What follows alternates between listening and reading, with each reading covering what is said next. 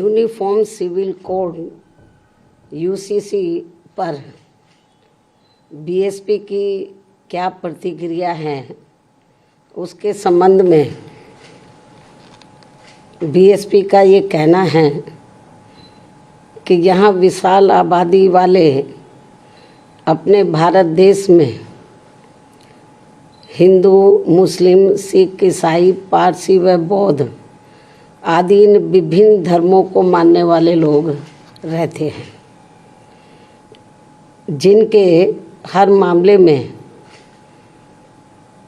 रहन सहन व जीवन शैली आदि के अपने अलग अलग से तौर तरीके, नियम एवं रस्म रिवाजें हैं, जिसे नज़रअंदाज नहीं किया जा सकता है। लेकिन वहीं दूसरी तरफ ये बात भी काफ़ी हद तक सोचने वाली है कि यदि यहाँ सभी धर्मों के मानने वाले लोगों पर हर मामले में एक समान कानून लागू होता है तो उससे देश कमज़ोर नहीं बल्कि मजबूती होगा। साथ ही लोगों में आपसी सांप्रदायिक सद्भाव व भाईचारा आदि भी पैदा होगा। ये बात भी कई हद तक सही है, जिसे खास ध्यान में रखकर ही भारतीय संविधान की धारा 44 में समान सिविल संहिता यानी कि यूनिफॉर्म सिविल कोड यूसीसी को बनाने पर प्रयास वर्णित है, उसका जिक्र किया गया है। लेकिन इसे जबरन थोपने का प्रावधान बाबा साहब डॉक्टर भीमराव अंबेडकर के संविधान में निहित नहीं है और इसके लिए जागरूकता व आम सहमति को श्रेष्ठ माना गया है, जिस पर अमल न करके अब इसकी आड़ में संकीर्ण स्वार्थ की राजनीति करना देश हित में सही नहीं है, जो इस समय की जा रही है। क्योंकि संविधान की धारा 44 में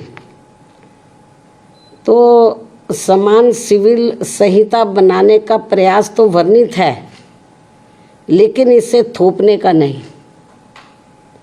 इसलिए इन सब बातों को खास ध्यान में रखकर ही तब फिर बीजेपी को देश में यूसीसी को लागू करने के लिए कोई कदम उठाना चाहिए था।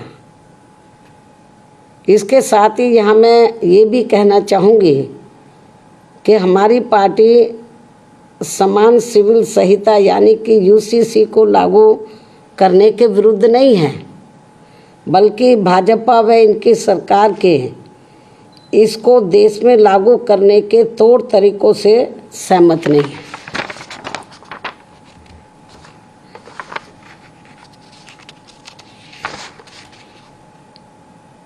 जिसमें सर्वधर्म हिताय व सर्वधर्म सुखाय की नहीं, बल्कि इसकी आड़ में इनकी संकीर्ण स्वार्थ की राजनीति ज़्यादा देखने को मिल रही है, जो उचित नहीं है। जबकि इससे ऊपर उठकर तब सरकार को इसे लागू करना चाहिए तथा ना ही इसमें कोई धार्मिक पक्षपात होना चाहिए। और यदि भाजपा सरकार ऐसा कुछ करती है तो तब फिर हमारी पार्टी इस मामले में अपना कोई सकारात्मक रुख अपनाएगी, वरना हमारी पार्टी इसका विरोध करेगी। जबकि देश व जनहित में सही तो ये होगा कि इस समय सरकार को अति महंगाई, गरीबी, बेरोजगारी तथा शिक्षा, स्वास्थ्य, सुख, शांति, समृद्धि जैसी बुनियादी ज़रूरतों के अभाव से त्रस्त व पीड़ित करोड़ों मेहनतकश व मजलूम देशवासियों के दुख दर्द पर से ध्यान बांटने में समय, संसाधन व ऊर्जा बर्बाद करने की बजाय उनसे मुक्ति पाने पर ध्यान देना चाहिए। जिन समस्याओं से ये लोग, देश की आम जनता त्रस्त है, पीड़ित है, दुखी है, लेकिन इस ओर ध्यान नहीं जा रहा है। इससे ऐसा लगता है कि बीजेपी व इनकी सरकार तो अपनी इन सब कमियों पर से देश की जनता का ध्यान बांटने के लिए, तो ये आम चर्चा है कि अब ये लोग